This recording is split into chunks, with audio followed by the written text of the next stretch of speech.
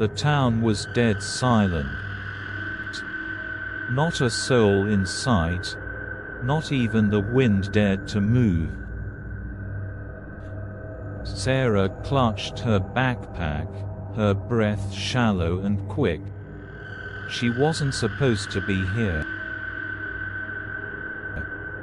The evacuation orders had been clear. Leave or face the unknown. But she needed supplies, and the town had plenty. The grocery store stood like a forgotten relic. Shattered glass glittered on the pavement outside. The once busy parking lot was now a graveyard of abandoned cars. Sarah stepped inside, her footsteps echoing in the emptiness. The smell hit her immediately: decay, mold, and something worse. Her flashlight illuminated overturned shelves and broken bottles. A faint dripping sound echoed from somewhere deep in the store. She tightened her grip on the knife in her hand. Every shadow felt alive, every creak a potential threat. She moved quickly, stuffing cans and bottles into her bag. A low groan froze her in place.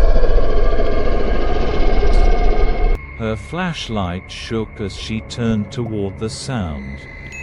Nothing. Just the wind pushing a broken door at the back.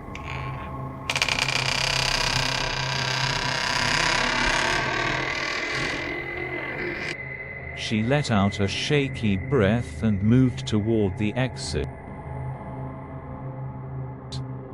The groan came again, louder this time. Sarah turned sharply, her light catching a figure in the distance. Gray skin, hollow eyes, and a mouth dripping with blood. It stood still, staring, then tilted its head unnaturally. Sarah's heart thundered in her chest as she backed away. She tripped over a fallen can, the sound echoing like a gunshot. The figure growled and moved, fast. Too fast. Sarah screamed and bolted for the door, her bag thudding against her back.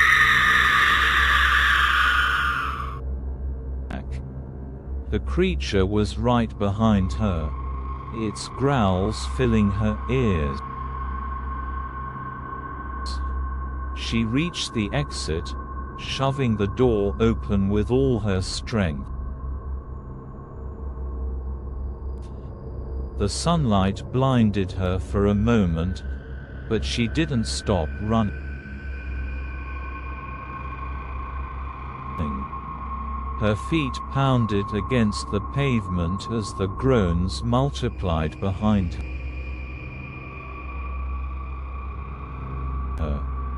They were everywhere now, emerging from alleys, cars, and shattered windows.